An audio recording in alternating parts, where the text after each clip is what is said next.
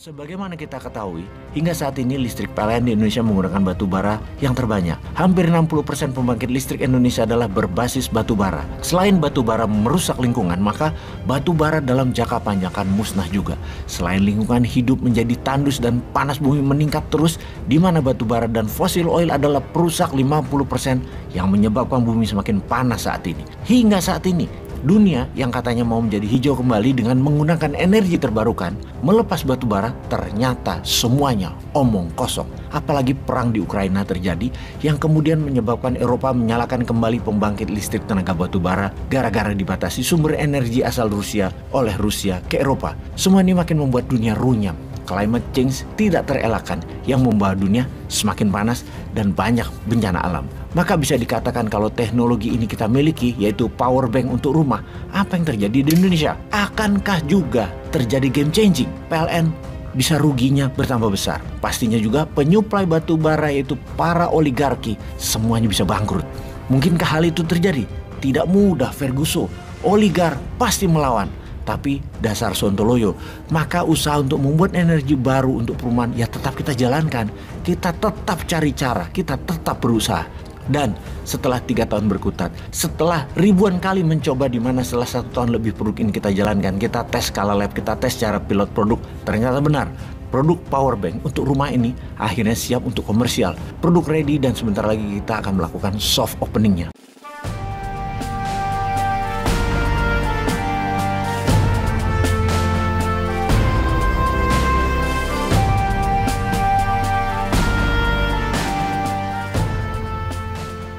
Sobat pasti ingat video di tahun 2019 ketika baru pulang dari Tianjin, di mana sebuah perusahaan kimia terbesar di Tiongkok mengundang Bosman ke sana. Sekedar mengingatkan dalam cerita terdahulu yang mana keluarga Bosman yang Wong Deso ini punya lab kecil, juga punya sebuah perusahaan pemurnian logam di sebuah kota kecil di wilayah Jawa Timur.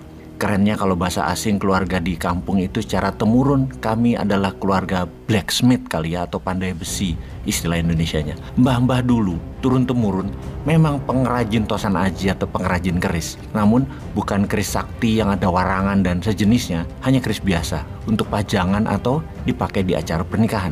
Juga sebagai pembuat pacul, pembuat parang dan sejenisnya. Pastinya derajatnya belum empu atau pakar wesi, belum, hanya tukang. Secara temurun, kami juga dari dulu dikenalkan dengan istilah sumuruping geni atau nyalain api. Karena mengerjakan hal-hal yang berbau meta, pasti memerlukan api yang panasnya tinggi. Bukan hanya mengenal api, ya mainan api ya dari kecil. Mulai dari yang ditiup, dipompa, menggunakan bahan arang, hingga saat ini menggunakan gas. Bahkan yang terbaru pakai flash atau kilatan api. Selain pandai besi, ada kebiasaan yang baru dibangun oleh kakak saya, yaitu memisahkan mineral-mineral, diurai sampai yang terkecil, dipisahkan atau di-crack. Salah satu yang beliau crack adalah lithium, Li. Jumlahnya tidak besar, namun benda ini kami jual ke 2 perusahaan di Eropa. Sudah lama kami lakukan, mungkin lebih dari 20 tahun, yang jumlahnya kecil juga. Entah bagaimana, tahu-tahu benda ini ada di tangan perusahaan besar kimia di Tiongkok, TCC, Tianjin China Chemical. Mereka meminta kita menyuplai ke TCC, di mana kita pun bertanya untuk apa lithium itu. Dijawab untuk power bank rumah. Sahabat semua tahu pasti bahwa baterai pakai lithium. Baik baterai itu untuk mobil, laptop, HP, dan lain sebagainya. Berbahan nikel lithium kobalt atau lithium ferrofosfat. Ya pakai lithium intinya. Jadi posisi lithium itu sangat vital. Baterai sebagai unsur penyimpan energi ditambah teknologi fusi, maka energi yang dikemas di dalam bersama motor generator kecil, di mana hukum fisika mengatakan fungsi energi masuk pasti sama dengan energi yang disimpan, pasti sama dengan energi yang dikeluarkan. Yang mana hal ini kita ubah sedikit, kita tingkatkan outputnya dengan teknik fusi. Energi yang masuk 10 bisa dinaikkan 100 kali lipat dan disimpan lebih lama. Untuk itu semua, salah satu mineral yang dibutuhkan adalah lithium. Nah, perusahaan milik BUMN Tiongkok, TCC, mendapatkan tugas dari negaranya untuk mencari pengganti energi listrik berbasis batu bara atau fosil oil itu untuk mereka membuat power bank khusus untuk rumah berbahan baterai.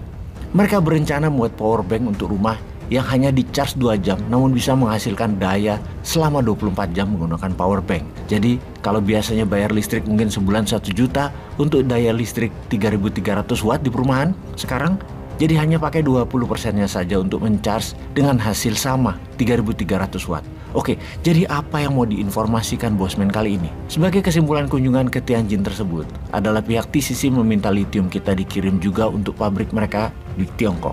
Namun kakak saya memutuskan boleh dengan syarat pabrik power bank-nya berada di Indonesia, yang mana produksinya untuk tanah air Indonesia terlebih dahulu.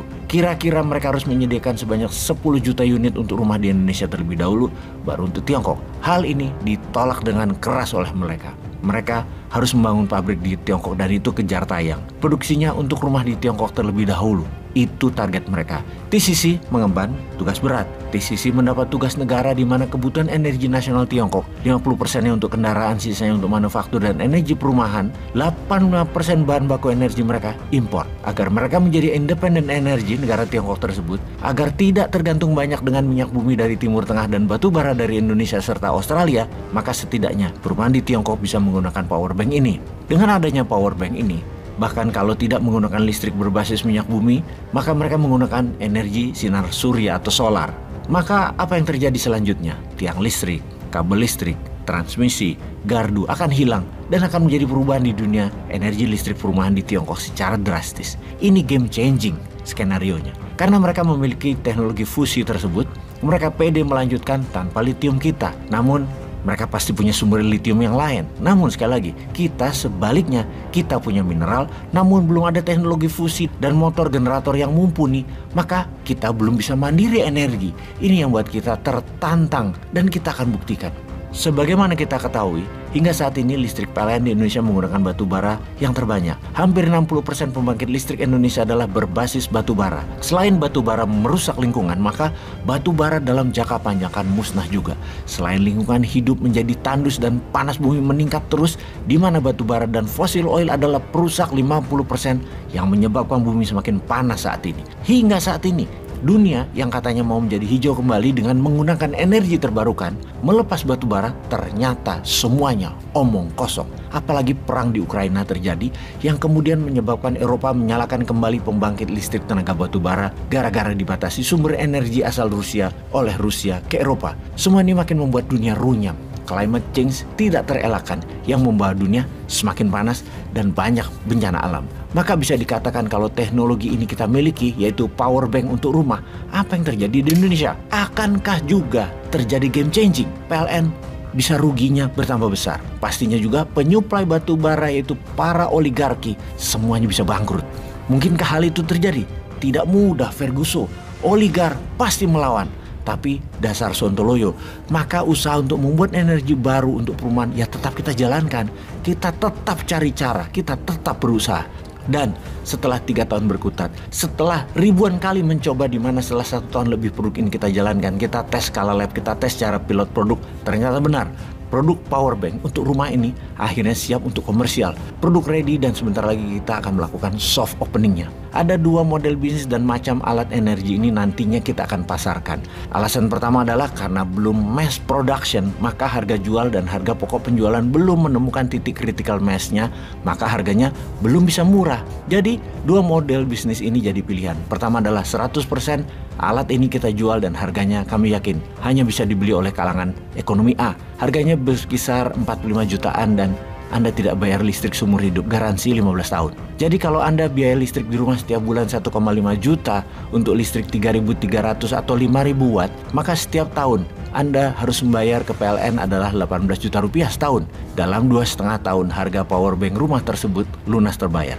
Modal bisnis mesin kedua, harga baterainya 9 jutaan dengan daya 3.300, 5.500 dan setiap bulan bayar jasa pengecasan. Berapa biaya listrik tersebut kira-kira? Kira-kira adalah 50% dari harga bulanan Anda. Katakan Anda biasa membayar 1 juta rupiah, maka Anda cukup membayar pulsa charging 500.000 sebulannya. Anda akan on terus listriknya. Sebelum kita meluncurkan produk ini, maka informasi ini kita sebarluaskan. Karena kita semua tahu 100% produk ini pasti akan perang dengan PLN batubara. Perang dengan PLN sesungguhnya perang dengan oligarki yang menyuplai batubara ke PLN. Itu sesungguhnya sih.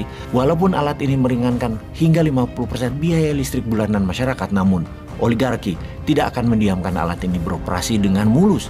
Pasti akan dihalangi dengan berbagai cara termasuk menggunakan buzzer. Juga peraturan dimainkan mereka walau kita tahu anggap saja bahwa ini listrik adalah seperti pakai genset. Ada aja pasti nanti yang akan mereka lakukan agar tidak lancar power bank ini di pasaran. Bayangkan nantinya kalau ini benar-benar jalan, batu bara mereka tidak terpakai lagi.